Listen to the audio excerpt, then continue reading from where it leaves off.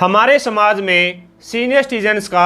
बहुत ही अहम रोल है और जैसे ही एक पर्सन की उम्र बढ़ती रहती है तो उसकी लाइबिलिटीज़ जो हैं या फिर रिस्पॉन्सिबिलिटीज़ जो हैं वो भी बढ़ती रहती हैं। और सीनियर सिटीजन्स की कुछ ऐसी रिस्पॉन्सिबिलिटीज़ लाइबिलिटीज़ ऐसी होती है कि उन्हें टाइम रहते वो पूरी कर लेनी चाहिए, नहीं तो उनको ही पछताना पड़ सकता है और साथ में जो उनके फैमिली मेम्बर है उनको ही पछताना पड़ सकता है। सो फ्रेंड्स, जानेंगे आज की इस वीडियो में क्या है वो रिस्पॉन्सिबिलिटीज़ या फिर लाइबिलिटीज़। सो फ्रेंड्स, मैं हूं एडवोकेट मोहित और आप देख रहे हैं हमारा चैनल लीगल अटैक। अगर आपने ये चैनल अभी तक सब्सक्राइब नहीं किया तो चैनल को सब्सक्राइब कर लीजिए, क्योंकि लॉ से रिलेटेड बहुत ही बढ़िया कंटेंट इस चैनल पे आने वाला है। सो फ्रेंड्स, बिना किसी देरी के चलिए वीडियो शुरू करते हैं।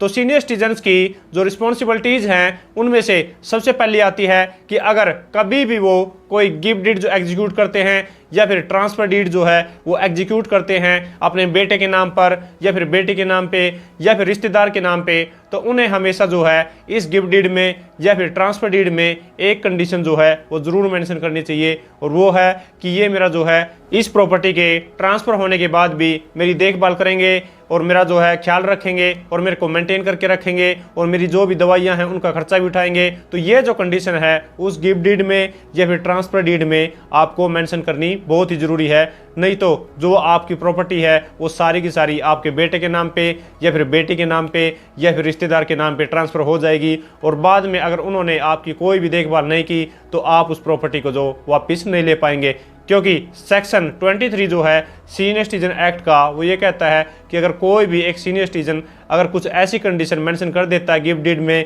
या फिर ट्रांसफ़र डीड में, तो अगर कोई भी बेटा या फिर बेटी या फिर रिश्तेदार अगर बाद में उस सीनियर सिटीजन की अगर देखभाल नहीं करते तो वो अंडर सेक्शन 23 उस अपनी प्रॉपर्टी को वापस पा सकता है। लेकिन अगर वो कंडीशन नहीं मेंशन करेगा तो वो जो प्रॉपर्टी है उसके हाथों से जा सकती है, क्योंकि बहुत सारे केसेस ऐसे देखे गए हैं जिनमें इस कंडीशन को मेंशन नहीं किया गया और वो जो सारी की सारी प्रॉपर्टी है वो उनके बेटे के नाम पे या फिर बेटी के नाम पे एब्सोल्युटली ट्रांसफर हो गई और वो जो सीनियर सिटीजन है अपनी संपत्ति को वापस नहीं पा सके। और सीनियर सिटीजन्स की सेकंड रिस्पॉन्सिबिलिटीज ये आती है कि उनको अपनी डेथ से पहले जो है एक विल को तैयार कर लेना चाहिए और उस विल में उन्होंने क्लियरली ये मेंशन करना है कि कौन सी प्रॉपर्टी जो है वो मैं किसको देना चाहता हूँ और क्यों ये प्रॉपर्टी मैं उसको देना चाहता हूँ। और साथ में ही जो वो विल बनाएंगे तो वो उनको एक लीगल एक्सपर्ट से बनवानी चाहिए और साथ में ही दो जो विटनेस है उनके भी साइन करवाने चाहिए उस पर। और अगर इस विल को रजिस्टर भी करा लिया जाता है तो इसकी वैल्यू जो है वो बहुत ही ज़्यादा बढ़ जाती है,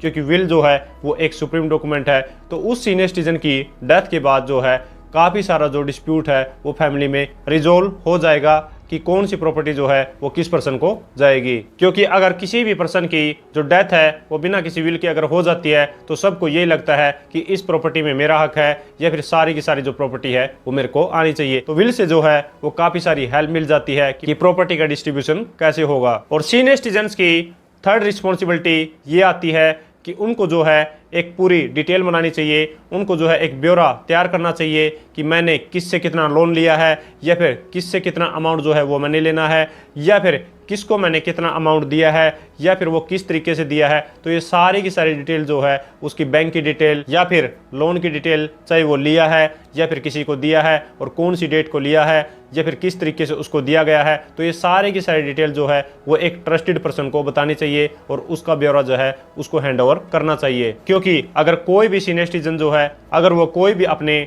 लोन की डिटेल या फिर बैंक की डिटेल किसी को भी नहीं बताता तो उस सिचुएशन में उसकी डेथ के बाद जो है वो फैमिली में डिस्प्यूट अराइज हो सकता है या फिर फैमिली का किसी और पार्टी के साथ भी डिस्प्यूट अराइज हो सकता है। और सीनियर सिटीजन्स की फोर्थ रिस्पॉन्सिबिलिटी ये आती है कि उसको जो है अपनी कोई भी अगर उसकी एफडी है या फिर मूवेबल प्रॉपर्टी है या फिर इमूवेबल प्रॉपर्टी है, कोई बैंक में डिपॉजिट है या फिर कोई लॉकर है या फिर कोई गोल्ड है या फिर कोई भी वैल्यूएबल प्रॉपर्टी है, तो उसकी सारी की सारी डिटेल जो है वो एक ट्रस्टेड पर्सन के साथ शेयर करनी चाहिए। अदरवाइज डेथ के बाद जो है वो सारी की सारी प्रॉपर्टी जो है उनमें डिस्प्यूट हो सकता है और साथ में ही उन प्रॉपर्टीज़ का किसी को भी पता नहीं लगेगा कि कौन से बैंक में है या फिर कौन से लॉकर में है या फिर कितनी प्रॉपर्टी है। तो ये एक ट्रस्टेड पर्सन के साथ और विद डॉक्यूमेंट्स जो है शेयर कर लेनी चाहिए, क्योंकि इससे जो है वो बाद में डिस्प्यूट की संभावना कम हो जाती है। और सीनियर सिटीजन्स की फिफ्थ रिस्पॉन्सिबिलिटी ये आती है कि अगर कोई भी बैंक अकाउंट में या फिर एफडी में अगर नॉमिनी है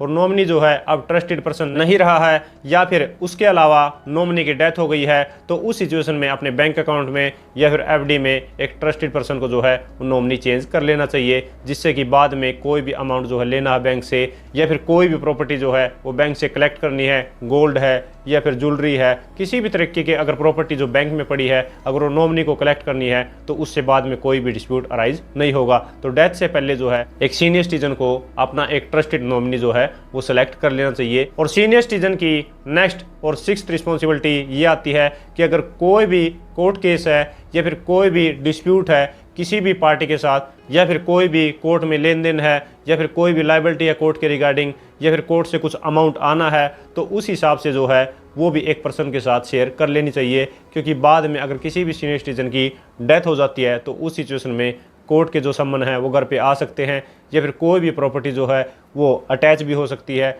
या फिर कोई भी जो कोर्ट के रिगार्डिंग ऑर्डर होगा तो वो एडवर्स भी हो सकता है या फिर फेवर में भी हो सकता है। तो उसके रिगार्डिंग एक पर्सन को पता होना बहुत ही ज़रूरी है जो कि बाद में केसेस को हैंडल कर सके और उन सिचुएशन को प्रॉपर तरीके से निपटा सके। और लास्ट और सेवंथ रिस्पॉन्सिबिलिटी एक सीनियर सिटीजन की ये आती है कि अगर पॉसिबिलिटी है तो अपने जीते जी जितने भी उसकी प्रॉपर्टी है तो उनका बंटवारा करके जाना चाहिए। और साथ में ही जो भी जिस प्रॉपर्टी को वो किसी भी एक पर्सन को देना चाहता है या फिर दो पर्सन को देना चाहता है या फिर बेटे को देना चाहता है या बेटी को या फिर अपनी वाइफ को, तो वो सारी की सारी जो भी उसकी संपत्ति है तो उनका जीते जी उसको कोशिश करनी चाहिए कि इनका मैं बंटवारा कर सकूं ताकि उसकी डेथ के बाद कोई भी डिस्प्यूट अराइज ना हो। सो फ्रेंड्स, आशा करता हूं कि आप लोगों को समझ आ गया होगा कि सीनियर सिटीजन्स जो हैं उनकी क्या क्या रिस्पॉन्सिबिलिटी है जो उनको अपने जीते जी पूरी कर लेनी चाहिए, नहीं तो जो है उनके फैमिली मेंबर्स को पछताना पड़ सकता है। सो फ्रेंड्स, आशा करता हूं इस वीडियो से आपको कुछ सीखने को मिला होगा।